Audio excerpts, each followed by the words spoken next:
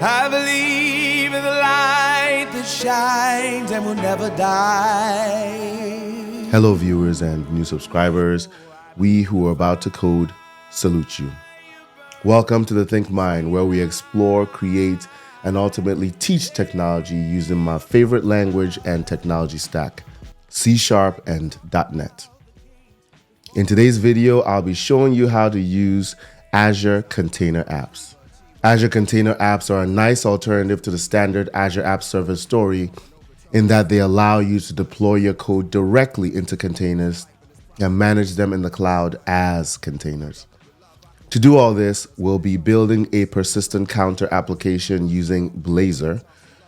This is the latest version of Blazor packaged with .NET 9. We'll deploy it into a container registry and pull it from that registry to use in our container app. Technologies we'll be using as part of this tutorial include, but are not limited to, .NET 9, of course, Visual Studio 2022, C#, the Azure Container App Solution in Azure, the Azure Container App Environments, Azure Container Registry, Docker, and finally, Azure Storage. With all that said, let's get to it. So the first thing we're going to do is we're basically going to create a Blazor app. And actually, I was going to call it sample counter, but let's call it persistent counter because that's what we're trying to create. And all this looks good. Not much we need to change here, so we can just create it. So with the Blazor project created, let's go ahead and let's just run it the first time. And you see here, we've got a basics hello world application. If I go to hello counter and I refresh, the counter goes back to 0. So basically the state of the counter is not lasting beyond refreshing even the page. So let's go ahead and let's change that by adding some capability to allow it to store that count to the local file system and then basically just read from that whenever we need to change that value. So I'm creating a data path variable here, and let's go ahead and quickly change this. I hate this nullable thing, so I'm just going to disable it.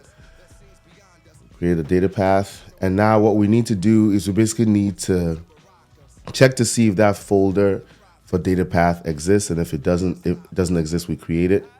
We're basically going to be using, let's go with environment.current directory and try to navigate to the www root directory, and then basically just create that folder in the www root directory if it doesn't exist. So we're gonna say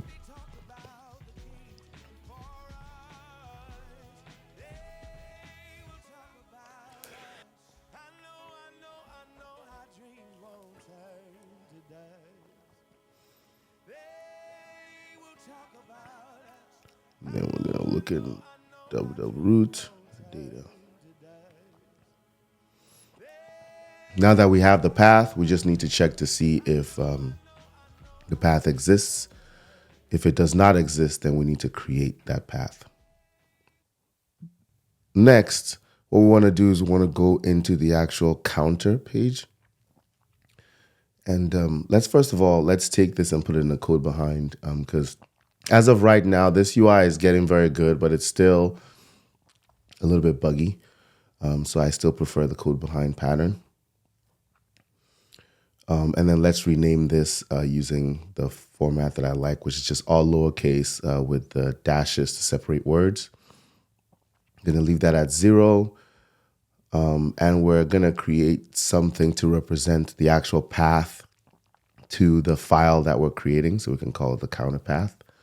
And then we're going to check on initialize if basically a value exists. If the value exists, we're going to use it to store in the current count. So we do need to override the uninitialized.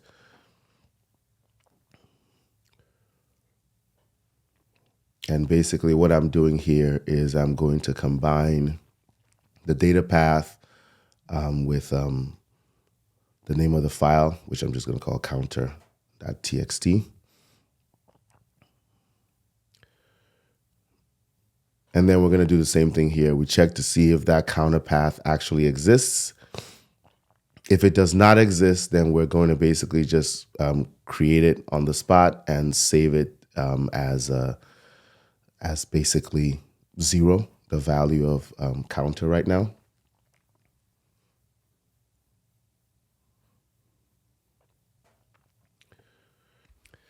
With that now taken, let's do the else condition. In the else condition, we just want to read that file from counterpath and then basically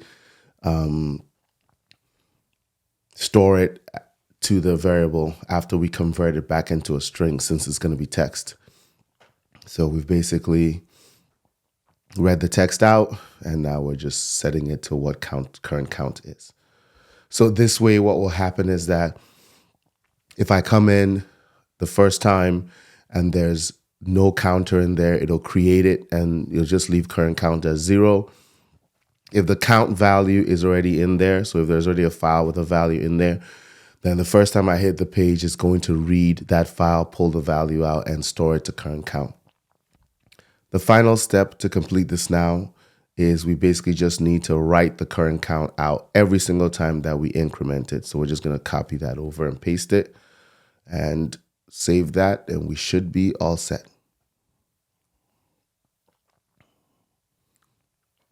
So now when we go in here and we increment it, if I go back here, it's going to stay at that value. So we've got the persistent counter now counting persistently, or persisting the count value. So let's go ahead and let's basically containerize it. Let's make it ready to be a container, to be used within a container. And the way to do that is basically just click on add and then just Docker support. You pick the OS, pick all the stuff that you want. You say okay, and it's going to actually generate a Docker file and also add a couple of things to your project. Is going to add a NuGet package that allows for publishing to the container, basically. Going to build that, and let's run it. And now that we're running it, we're no longer running it in Cassini, in the development server. We're actually running it right now on the Docker desktop within my environment. And you remember that the file, because everything is being copied over, that file is also being copied over. So whatever the value was in the file, if I go to counter here, you'll note that it's reading that value. So it's starting at 15 and obviously increment from there. So we're now done. So let's go ahead and let's open up and go into Azure. And what we're going to be doing now is creating the artifacts that we need. So I'm going to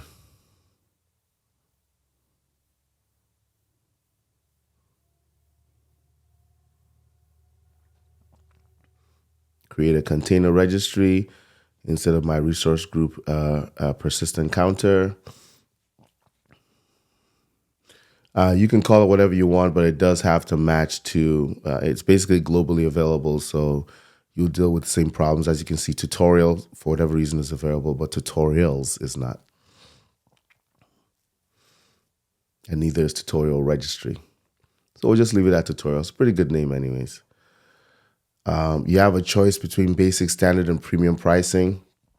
Basically, if you're on premium, you'll be able to have this be an internal only container, basically private.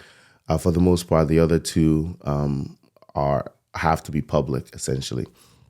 That being said, definitely look into the details of this to ensure that you are, that you understand the differences between them. This video is not focused on that.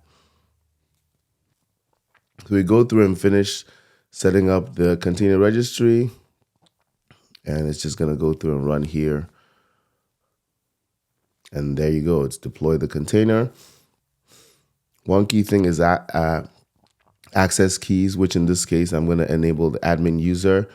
If you want access to this container registry from container apps that you create, you're going to have the admin user enabled. And honestly, if you even want to be able to pull this container down, let's say you only give away the credentials, so it's being used in on a resource that's not that's not an Azure account in the same tenant, then it's going to be very important for you to have the username and the passwords here, because that's what you're going to be using to connect to it on the back end. Let's go ahead and let's now publish this counter into a container. I'm just going to close everything so it's not too busy. So we're just going to click on publish, and we're going to select Docker Container Registry. I'm going to keep it as Azure Container Registry inside of there. And the container registry should come up. So we're in the persistent counter, and it's called tutorial, as we just created. So that refreshed and pulled down, and we're going to use the Docker desktop to deploy and not .NET SDK. Now I'm going to go in here and I'm going to actually change one or two things. So you see here, you can actually, this image tag is very important, right? Because by default, it's going to stay as latest. And if you do want to have different versions of your containers, you definitely want to deploy different versions and different image tags associated with it. So I'm going to change that, and you change that by clicking on the ellipsis here and basically selecting that you want to change it, giving a new name to the image tag. I'm also gonna go in, and I'm also gonna basically modify this to use a version of the .NET framework, or a version of .NET, I should say, that's targeted at Linux, and not to use the portable version, which is what it would do by default. So here we go, custom tag. I'm just gonna call it V1.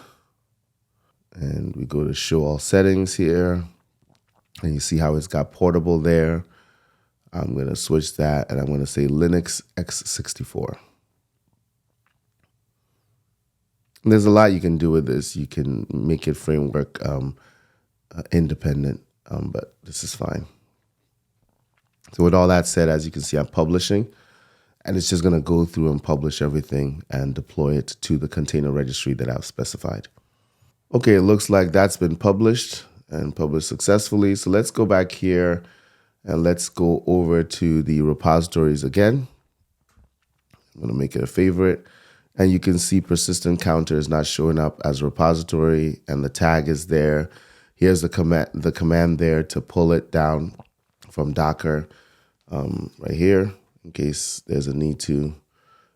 And then here's the actual URL for the resource, tutorial.azure.cr.io, and then persistent counter, and we want a V1. So pretty cool, pretty cool. So now that we have it published, we can actually go in and we can actually create a container app that is using that container. Remember, all we've done now is taken our application, package it as a container, and put it into our container registry. We actually haven't deployed it anywhere. Now that it's packaged as a container in our container registry, it can be used by anyone who has access to that container registry and can pull it down and do whatever it is that they need to do. Okay, so we're going to put it into the persistent counter resource group. And we're just going to call our container app, the actual application we're creating, persistent counter. So the first thing we're going to do is specify what region we want to create this environment in. And then we just basically click create new.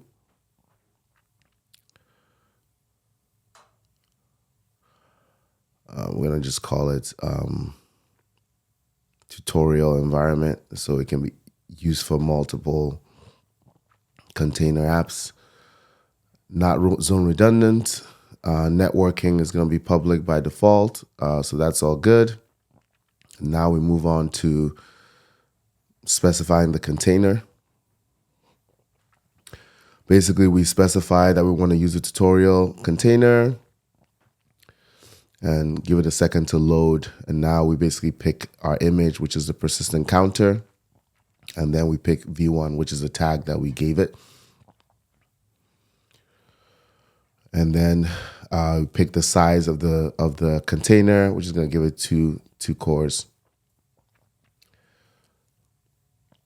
You can go over to ingress, and here we want to make sure that we enable all traffic because we're going to be accessing it like a normal web application.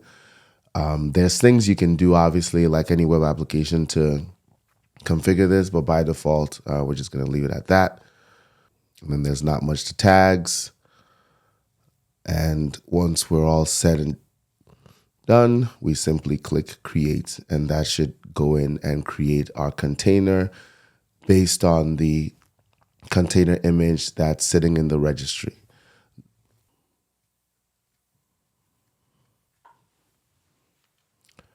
Okay, with the resource created, let's go and let's take a little bit of a look at what the container app looks like. You can see that's the URL for where you click it, and we click it and we're good to go. But you'll notice something really interesting when we go over to the counter. If I click on that button, see there, it says that there's an error, right? There's actually something wrong with it. So quickly looking through this, you can see those are the revisions and replicas. That's the container image that we're supposed to be working on, V1. It's based on this concept of revisions, which each time we make a change, we create a revision, and then that modifies everything.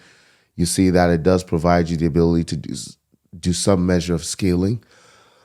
And you see it does have the ability to add volumes. It also has, of course, authentication. You have secrets that are configured in there. Here you can change, once again, the ingress, just access to your site, whatever it is you want, however it is you want to enable that. You do have deployment, which is the GitHub style deployment that you can do.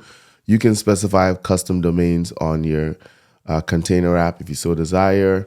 Supports Dapper. We've got identity, as you know. We've got a service connector capabilities.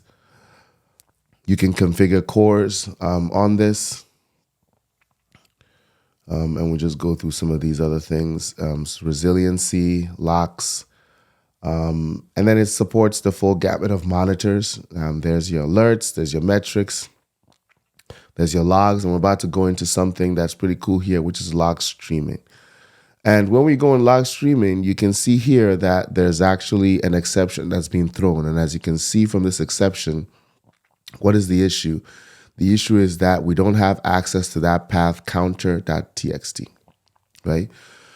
So it's a permissions issue that's associated to writing to that file. And you can see here that you have direct access to the console, and we can go into root, and we can go to counter.txt, and you can see that it is located there.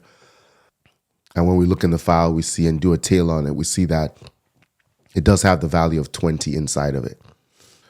So what we're going to do now that we know what the issue is, which is basically that we don't have direct access to the file system, is we're actually going to change who the user is, the user of the app, right? Like, who is the user of the app, and what is it that what permissions do they have? So if I go into the container app and I go down to the console, and I just connect, and I do a who am I, you'll see that it's actually set up as app. And for whatever reason, app doesn't have write permissions in the container. So how do we enable the permissions for that? Well, what you can do is you can specify who the user is going to be. And what I'm going to do is change the user to container administrator. And then with that done, what you want to do is you do want to change the version of the container that you're using, right? So we want to go in here and modify that to V2.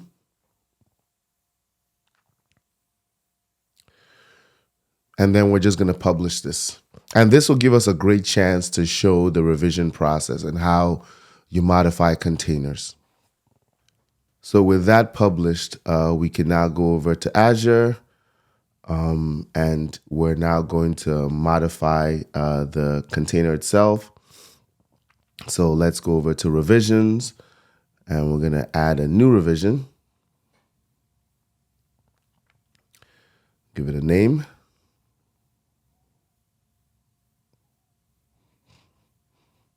Now we click in here to the actual container, and we're just going to change the image tag to v2 and save that.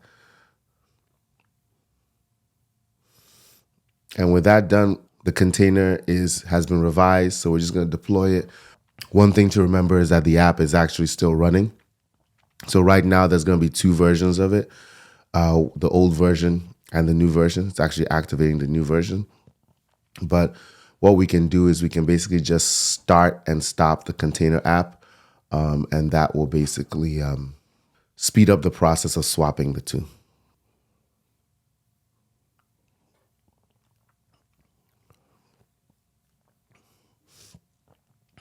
Now let's close the old one.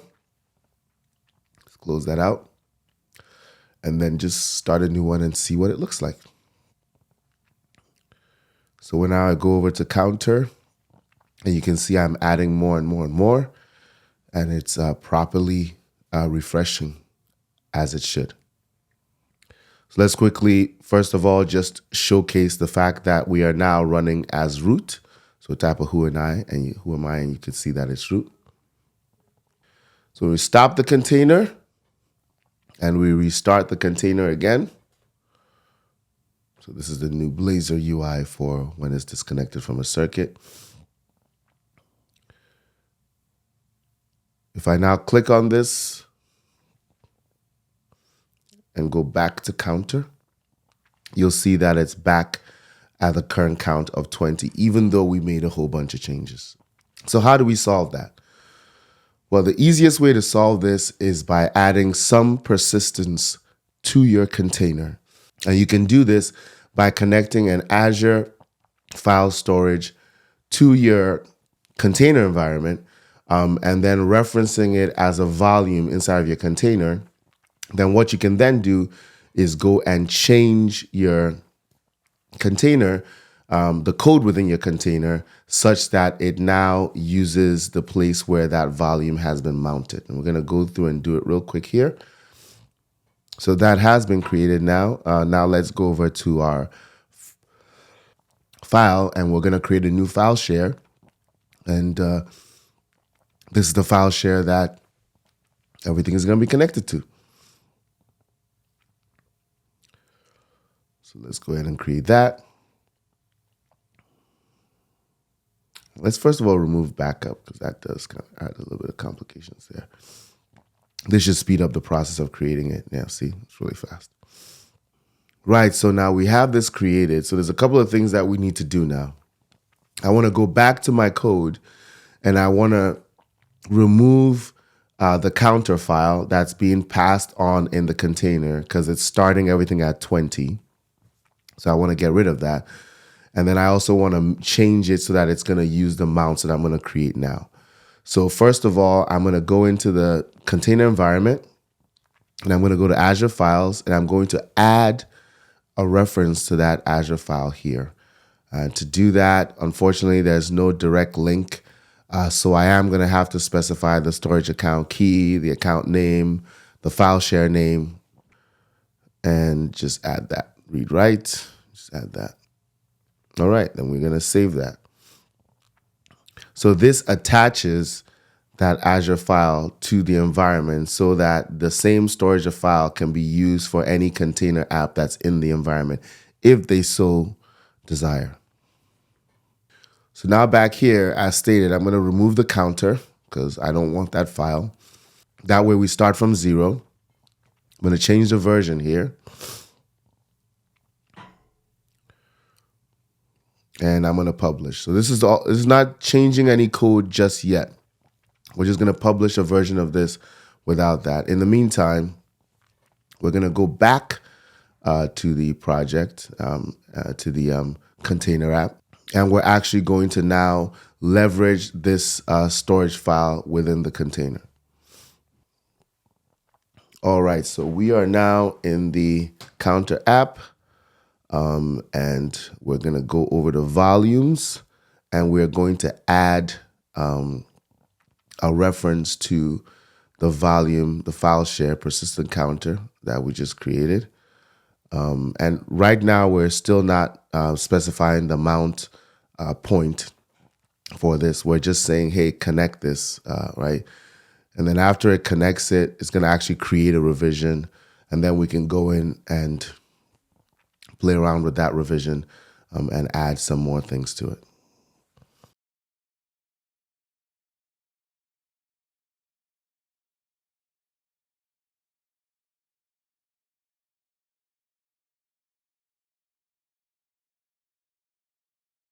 So this time around, we're going to make the changes with the container app stopped.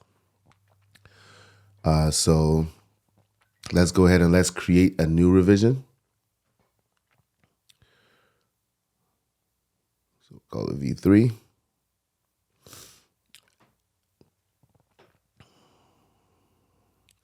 And we go in here, and of course, we're going to be pointing to V3. But first of all, we're going to set it to use persistent files as a storage. And we're going to give it a mount path, which is just MNT data. I'm going to save that. Unfortunately, we haven't changed the code yet, right? So we're going to switch it to V3.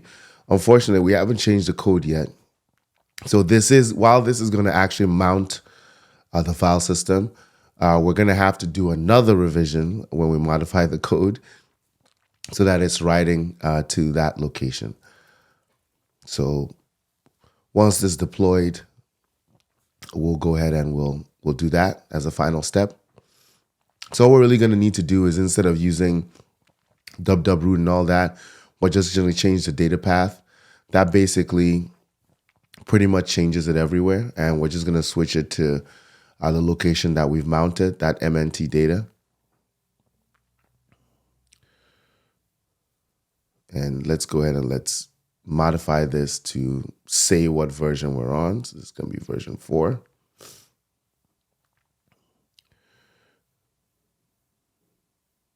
And then, of course, we're going to have to change the publish settings.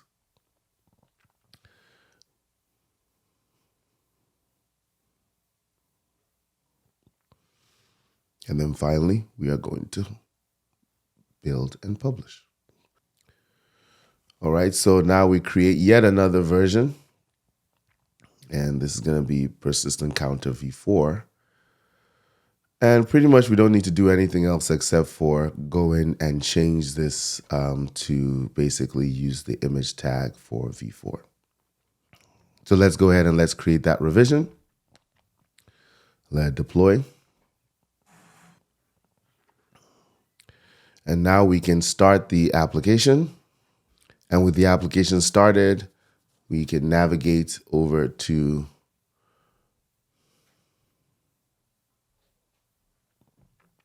the storage account. And if I go over to the file share and I look at persistent counter, we see that there's nothing here right now. So let's go ahead and let's launch the application and see how that changes. Because as you know, the first thing that should happen is it should create the settings, the data folder, and then it should also, of course, if I go over to counter, let's click around, refresh, continues to work, weather, go home, go back here, all working.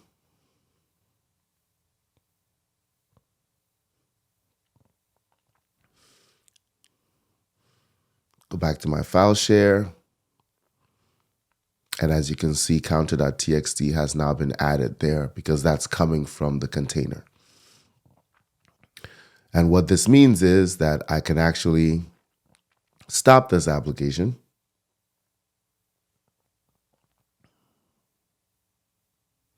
As you can see, nothing is working right now. It's totally stopped. Close that. And we are now going to start the application again. And if I click on this to open this up,